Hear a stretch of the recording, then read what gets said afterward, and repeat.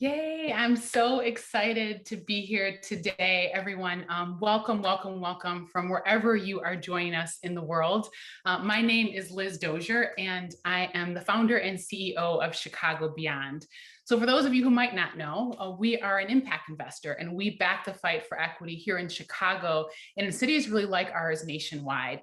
And we do that by investing in individuals and ideas and organizations that work unapologetically to ensure that all young people, particularly Black and Brown children, have the opportunity to reach their fullest human potential.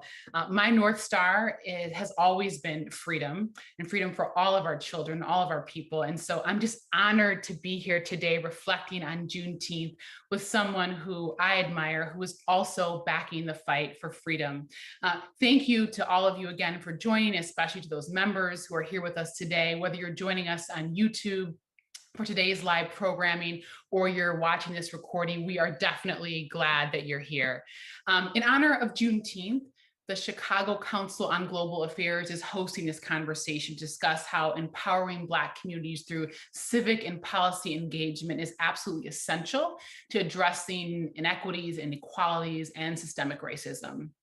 So it's been more than 150 years after the Emancipation Proclamation, and we've been faced obviously with a pandemic, a long overdue racial reckoning. And for this year, we know that in the past year in particular, it has exposed inequities that have long existed, inequities that undergird our entire ecosystem in which all of us exist. And so today we're going to be talking about how to build back that long-term political power and representation for Black communities in particular, and how that is essential to shaping policy discussions, overcoming historical barriers, and achieving an equitable future.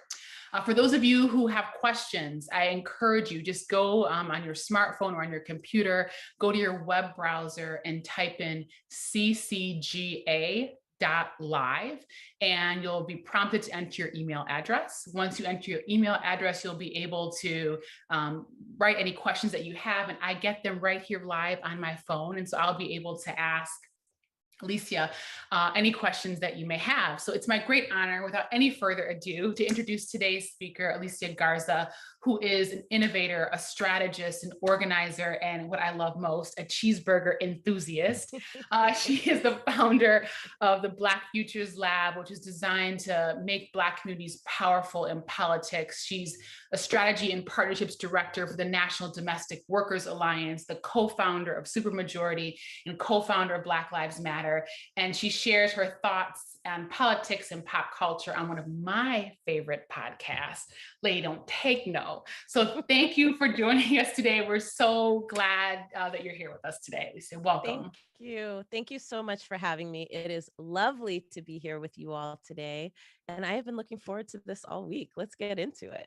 Let's get into it. So first things first, last time you and I spoke, which was the end of 2020, you shared some adventures in the COVID-19 pandemic, which were gardening and a few things that weren't going as planned. I have to ask, how's that all going? Well, my bike riding is still going strong. I'm very proud of this. I got a Peloton in March of last year, right when the pandemic hit. And I thought, I hope this doesn't become a clothes rack. And in fact, mine did. I got one at the same time. It's absolutely a clothes rack, but you know. Fair enough. I really am about it. And I actually bought a road bike and have been tooling around outside. So my longest ride was doing 2 bridges in the same day here in the Bay Area. I did 50 miles and I felt really good about that. And it is all due to my Peloton riding. So thank you for that. My garden, girl, it's all right. Okay. Right. I will tell you, I went to the store earlier this week to get firewood and some starter plants because I had planted some seeds and then I had forgot to water. So I was like, maybe I should just go a little farther in the process. And then when I see them already out there, I'll remember that they need There you love. go. So it's a plan. It's a plan. I will say that yoga. Round 5. Yes. I love it. It's a plan. Yoga is moving along nicely. On my end, I've actually been going a couple days a week. So it is good. But let us Yes. jump in. I want to kind of just ground our audience in Juneteenth. I think for many people here in our country and even beyond, obviously, but particularly here in our country, people weren't even aware of what Juneteenth was until That's right. literally in the very recent future in the last year. So to give a quick context, for those of you who might not be as familiar, as the Civil War basically came to a close in 1865, a number of people remained still enslaved, especially those who were in remote areas. And so word of slavery's end, it just traveled slowly. And for those who were, especially in those far reaching isolated areas, literally did not know that freedom existed. And that was especially true in Texas, where there were thousands of enslaved people who were not made aware of freedom really until around June 19th, 1865. And so Juneteenth marks the commemoration, particularly of that moment when in the deepest parts of the South, people became aware of emancipation. But, as I think about it, in many ways, Juneteenth really represents how freedom and justice in the US has always been delayed for Black people. The decades after even the end of the war, we would see, and we've all seen throughout our lifetimes in the history books, waves of lynching and imprisonment, and we saw Jim Crow take root. And so what followed really was, just disproportionate mass incarceration, discriminatory housing policies, and the like. So when I think particularly of Juneteenth, I'm obviously grateful for now its recognition on a federal level, and we're standing in the truth of what that day is. But I also, acknowledge that we're standing in the truth that we have a long way to go. And so my first question for you today is just, what does Juneteenth mean to you? And what's the cultural significance of it? And, how can this really support building better Black futures? Mhm. Juneteenth is a holiday that I have been celebrating for a while, with complicated feelings, right? I mean, there's a thing we do in this country where we like set stuff up to retell a history that is actually deeply painful. What did it mean, right? That this entire nation was torn apart, not over humanity in the way that we kind of talk about it, right? But really over an economy. And Black people were the economy at that point. Black people and poor white people who did not have property, who and because they didn't own property and couldn't own property, they couldn't participate in politics. It was a requirement that as a lawmaker in the United States of America at that time, that you had to own property. And property could be, in the form of land, or it could be in the form of people. And so, what did it mean, right? That actually, when we get told that the Civil War was fought over slavery, no, the Civil War was fought over the economy and what was going to be the basis of it. And was that economy going to be able to expand, right? Or was it going to contract? It was literally a fight between industry, right? And humanity. And so, Juneteenth, Yeah. I think, brings across a lot of those complicated feelings because in that story, Black people get left behind, literally and figuratively, right? What gets left behind figuratively is literally the notion, right? That actually people didn't care about humanity and morals. What they actually cared about was the most efficient way to make money. Yes. So there's that. And so when you're telling Black folks at that time, we've eradicated this system of slavery, enslavement. What actually happened um, is that the Union soldiers they weren't actually down with ending chattel slavery. And in fact, the reason that people weren't told about it, right, was because in some ways, folk wanted it to continue. Absolutely. Um, but here's what I love about the story. What I love about Juneteenth is that um, we persisted.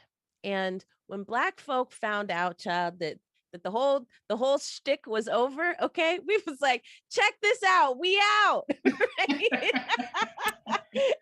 and and I think this celebration, right, is less about the development and formation of this country, and it is more about those of us who lived to tell the tale that Mm. slavery was done, right? So that's what we celebrate. We celebrate that there were some of us who survived and then had the opportunity to pivot into something different. And that is, of course, where you start to see a reshifting of this government. You start to see things like freedmen's bureaus, right, which helped formerly enslaved people negotiate contracts for the first time. And it wasn't just Black people, it was white people too. I keep trying to tell Mhm. people this, like, it wasn't just Blacks. Okay, so there's that. But I think what it purports for us for freedom in the future, Black futures, um, is really that we are in a reconstruction moment again.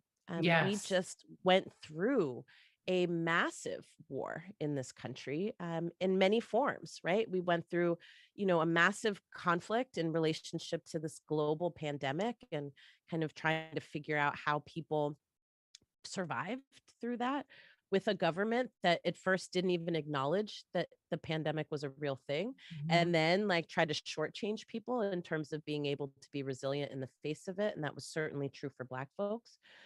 We're in the middle of a climate catastrophe, right? That Yeah. is getting worse and worse. I have a really close friend whose birthday it is today who lives in Phoenix, Arizona. Temperatures are going upwards of 118, 120. It's never been seen before. And we're not built for that kind of heat. Like Yep. literally none of us, like humans, are not built for that kind of heat. But also our economy almost completely collapsed. Like I Yeah. think that gets lost in the conversation. And now here we are, the dust has settled. People rose up and brought a mandate to the polls twice, once in November and once in January. And now we're in this moment where we again get to decide what the future of this country is going to be and who gets to be a part of it. And for Black people, I think this is another Juneteenth for us, right? It is another Mhm. Juneteenth for us, just in the sense of like, we put a mandate for change forward. We led a multiracial coalition to get it all the way together, from policing to the economy to the pandemic, right? We were like, yo, these need to be the priorities. And now we're seeing that be fought out in the landscape of Congress and also in states. And we're seeing our opponents, right, try and drill up and drum up all of this fear and chaos in relationship to what that future might look like. But this is really our opportunity to set the terms. It's our opportunity to set the floor for what's acceptable and what's not. But it's also our opportunity to shoot for the moon. If we Yes. can survive everything that we survived this last 4 years, Yeah. if we could survive everything we survived this last year and a half, imagine what is possible on the other side of it. But don't just imagine it. It's actually time for you to fight for it. We need everybody's hands. Absolutely. I couldn't agree with you more. And I think as I think about this moment of reconstruction that we're in and the opportunity that exists with it, I often think about like what is the data that drives, like how are people understanding what's happening? How are they making sense of Yeah. decisions and how are they kind of proceeding forward? And we know that data just matters so much because ultimately it drives decision making. That's right. Chicago Beyond, published a couple years ago in 2018 a guidebook called "Why Am I Always Being Researched?" And it was specifically, targeted to having these conversations around data and how data it happens to our communities and how to really Yeah. operate in a more equitable way if we are going to use data to drive decision making, particularly in Black and Brown communities. That's But I right. say all that to say, as I even think about the Black Census Project and that the Black Futures, that whole project, right? I mean, you recently published findings from a national opinion survey that really talked about, our community's perception on whether it's political climate, COVID-19, the economy, all the things. And I'm just curious for our audience, if you to like really dig into like what are the issues that are most top of mind for our communities, and how can this data, how can people be using this data to essentially impact and build back, better futures for all of us? It's not just about Black people, it's about all of us. Like as we Yeah. rise, everyone rises as well. Yeah.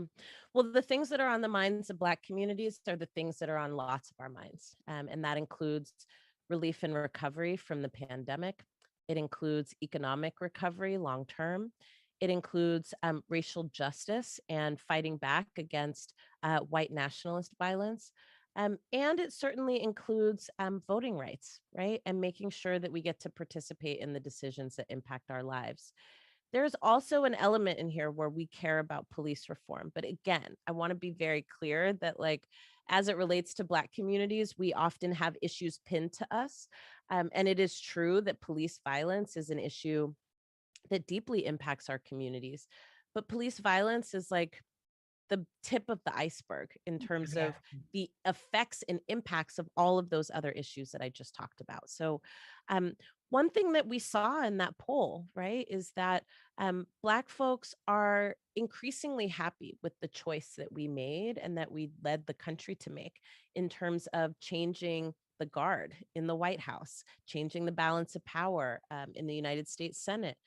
And at the same time, we have high expectations. And Mhm. I think, I just saw some polling today that, Joe Biden is actually losing support amongst his own party because of the lack of the ability to deliver this mandate that Black voters brought to the table, the lack of the fighting hard for Black people in particular, right? Who essentially made it possible for him to have a job, Mhm. right? Mhm. Made it Mhm. possible Mhm. for us to make some of these historic firsts. And so I think one of the things we have to really pay attention to here is that Black communities are often being asked to show up. We're always being asked to show up. And in fact, we're being told that we don't show up enough when we show up the most frequently of any ethnic group that votes, besides Yes. white people on the Republican side, right? And so, Yeah. um, and yet, even though we keep showing up, there's less and less that we get out of our participation. And that does not bode well for a healthy, functional democracy. If you tell people that voting matters, but then voting doesn't actually translate to change in their communities, then people will stop participating because they understand the rules to be rigged. And so, one of the things that we do at the Black Futures Lab and the Black to the Future Action Fund is we work to change that by forcing politics to deliver back to Black people what it is that we put into it. Now, this isn't just a Black issue. This is something that everybody should be concerned about. And I think in a lot of ways, there are similar sentiments in other communities that are not Black. There's this sense that government only works for the powerful. There's Mhm. a sense that government is broken and that it doesn't work and it's not effective. Mhm. And there's certainly a sense, right, um, that the number of people who get is getting smaller and smaller, and the number of people who need is getting bigger and bigger. And so we have to ask ourselves, what are we going to do about that? Because ultimately, what we don't want is for people to turn away and say, well, that's somebody else's problem. When that happens, we get opportunistic politicians who Yeah, come up in the absolutely. middle of that and move their own agenda. That's where we got the last 4 years, right? Somebody who stoked fears and anxieties, right? To move their own agenda that not only was not good for us, but it wasn't good for the people who voted for him. Yeah. So Right. I think part of what we try to focus on is what are the things that our communities need to stay engaged, but also how do we help push that mandate and make sure that it becomes a reality? Some of the way we do that is by investing in our community's ability to make the rules. A lot of people are so distant from how rules are made. We're so distant from where decisions are being made that we think we have no power in it, but we actually have a lot of power. And for the time being, right, we saw Yeah. this get dangerously close in the last 4 years, but for the time being, anybody can come up with an idea for a law. You just need somebody who's sitting in office to move it forward for you, but that's not hard to do. The hard part is coming up with solutions about what it is that we do about the challenges that we face that are enduring. So we train people at the Black Futures Lab and the Black to the Future Action Fund on how to write policy, how to get policy introduced in your state legislature or at your city hall or even in the United States Congress, and then how to move that policy right through the process of becoming an actual law that organizes our lives. We also do a lot of work to make sure that our communities have the information that we need to make the best decisions for ourselves and our families. And that requires, right, being an institution that you can depend on for information. We're in an era and in an age where there's so much disinformation, so Yeah. much fake news, right? On a whole bunch of things that we care about that people don't know where to go to get good information. And so we strive to be one of those places. And then lastly, we play in the realm of culture. So many of us get our information about politics from pop Mhm. culture. This is where we, put forward a podcast. This is where we work with celebrities and entertainers to use their platforms of millions, not just for products, but for politics as well. reaching people that don't usually see themselves in political processes. But when they see people they admire or they respect or they follow or they're entertained by, getting into these conversations, it's more likely that they will too. Yeah, no, that makes a lot of sense. I want to just be mindful of time, and we actually have Q&A coming up. And Yeah, let's so do to tell our this. audience, you can go to ccga.live,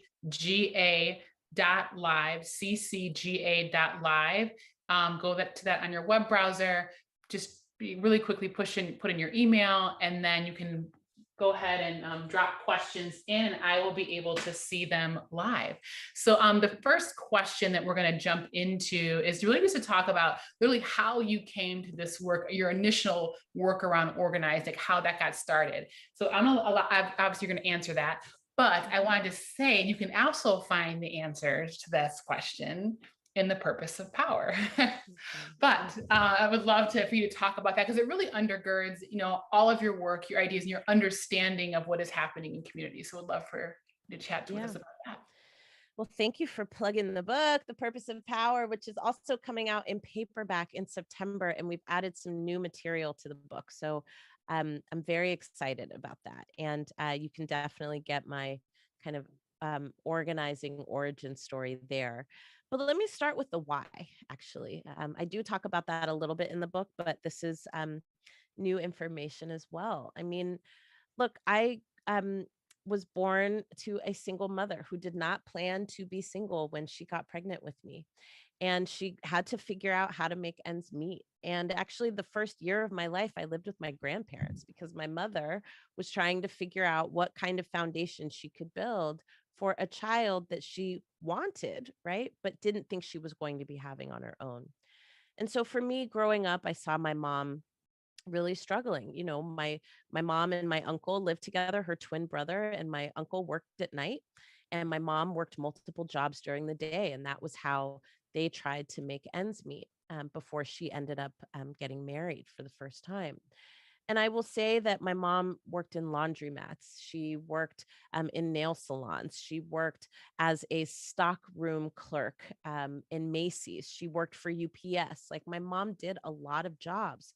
And I remember at night, I would see her sitting at the kitchen table, and she would have this calculator in front of her. And it wasn't like one of these fancy digital ones. It was like one of those ones with the receipt tape, you Mhm, know, and she would mhm. have her checkbook, and there would be bills, and she would have on our little TV that you had to hit the side of it with the antennas, she would Yeah. have Law and Order playing in the background, right? So I would always hear that dun dun. Yes, And my yes. mom would be sitting there late night, and I could see her just trying to figure out how she was going to make ends meet.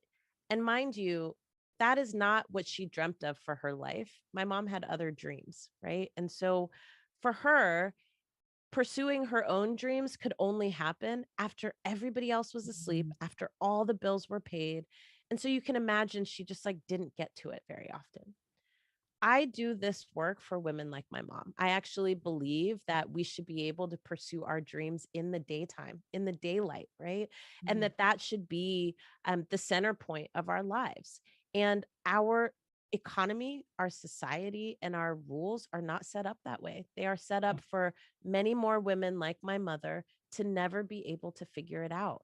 That is why I do the work that I do. And I started that work in the reproductive rights field and kind of moved into racial and economic and gender justice organizing. I was a tenant organizer for many years. I've been fighting gentrification for many years in the Bay Area, fighting around development, right, and environmental justice.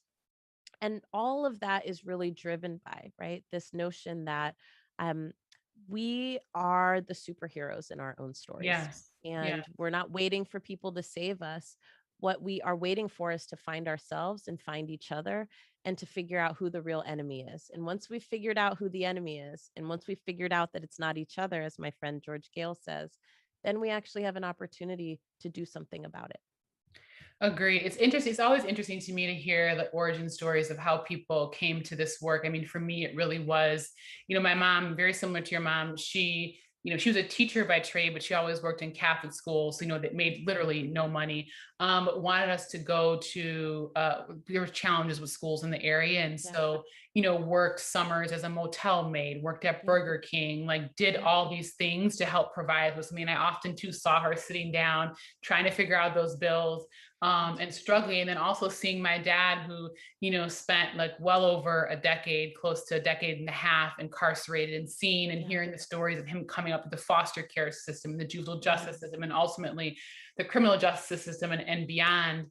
And seeing that and being proximate to that has shaped the very essence of what I believe, who I am, and how I show up in the world. And that's why I think proximity is so key for people, like to have experiences with others, to be just in conversation, to be closer. I think people come away so much more informed, and I think ultimately make better decisions for the collective and not from their own isolated viewpoints. But that's my 2 cents Agreed. on that.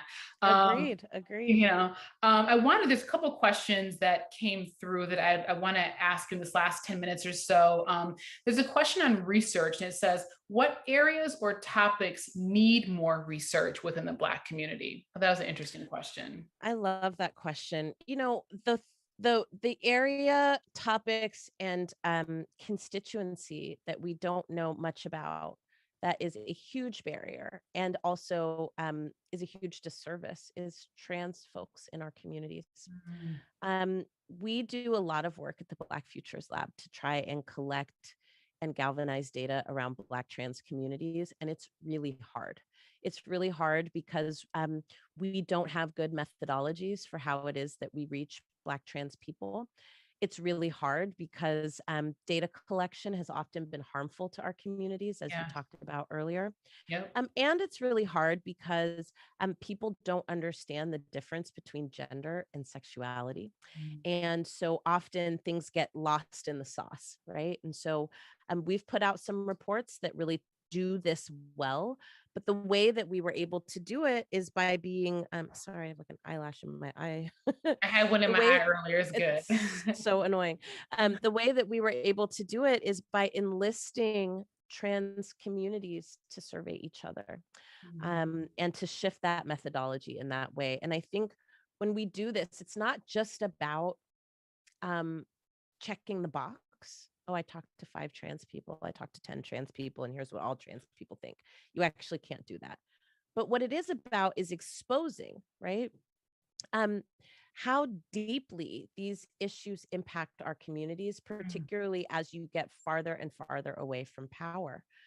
And I want to highlight this in particular on the last day of Pride Month because, I think a lot of us assume that because we have Gay Pride Month and there's all these like corporations that sponsor it, right? It's like all about Absolute and everybody else, that like queer folks are doing well. And the fact of the matter is, queer folks are not doing well. And not only were we like falling behind in major ways, but now we're also in the middle of a culture war that Republicans are Mhm. waging, and making us the targets of, right?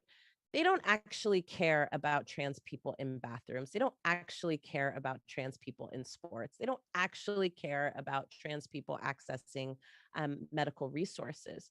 What they care about, right, is galvanizing people's fear and Mhm. anxieties Mhm. and making it so that they can move people towards their agenda, which is deeply unpopular.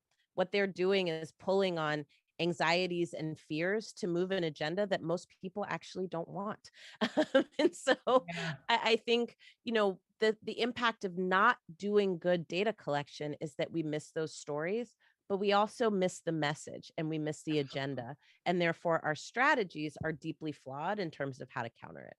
Yeah, I couldn't agree more. I mean, that really was that's those key tenets that you mentioned are the foundation of why we wrote Why Am I Always Being Researched, to really give us again a better avenue into, if we're going to conduct research, again, how do we do it in ways that are more equitable, that honor voice, that aren't something happening to people that we are part of, and that we're actually driving the questions. We actually want this particular data to inform as how we think of our communities, what to do with our communities. Because again, as you said, and what I've always believed, whether I was a school principal or in this work now, is that we are the ones we've been waiting for. There is That's right. nobody, there is nobody else, and nor should there be. Um, That's right. the next question up, and I'm gonna infer here. It says, can you talk more about the idea of making communities whole? And this idea of, I think, trauma and fragmentation. And so I'm going to ask you to respond to that. I will say my take as I think about this, making communities whole. Chicago Beyond just released a holistic healing fund, and it really has to do about not just thinking about healing in our typical like white context of like a medical doctor and somebody in a coat and pills, or even in mental health for that matter, but really thinking about, again, holistic healing, economic, all the different facets of how we become whole and healthy human beings. And so just curious, as you think about that question, can you talk more about the idea of how to make communities whole? Yes. One of the ways that we can make communities whole is absolutely by paying attention to people's wellness, Mhm. um, and helping to make sure that we're moving resources in that direction. The other thing that we can do to make communities whole is make communities powerful in the decisions that impact their lives. One of the things that is deeply infuriating for myself and many people around the country is how much devastation is happening in our names without our participation. Yes. And, I had this conversation yesterday with folk. We're talking about how deeply important it is to belong. And I've seen these like frameworks, right? People talk about like othering and belonging. That's from my dear friend, John Powell. And I'm like, yeah, yeah, sure. That sounds really nice. But the thing about belonging, right, is that it is legislated. It's a mapping of power. People who belong, right, are closest to the power. People who don't belong, right, are farthest away. And that is intentional and it's by design. And what it means to not belong, a deeply uh, necessary human condition, is that we are disconnected from each other and the things that we need to live well. We're disconnected from the resources that we need to be whole. And being disconnected and being isolated is literally like death for It us. is. It is It's literally death asphyxiation of for it us. really is. Exactly. Exactly. So that wholeness, right? Needs to come in that direction. And I think sometimes for our communities in particular, and I'm so glad that you all, the Chicago Council, don't do this, right? I love the way that you approach wholeness because sometimes the way that it gets framed from and about our communities is like, those poor people need a thing. And it's like, no, no, no, no, no. It's not about, those poor people need a thing. It's actually about what kind of society we're going to be, and it's about a thing that we all need. But the problem is only some of us have access to it through no fault of our own, right? So um, I want to make sure that when we're talking about wholeness and wellness and dignity, we're talking about people's ability to have like food and Yeah. shelter and Yes. clean water. Yes. People's ability to like convene and gather with other people that acknowledge them, that see them, right? We're talking about people's ability to live in place without violence, right? Yes. Violence on their bodies, violence on their spirits, violence in their communities, right? We're talking about all of those elements of wholeness and dignity.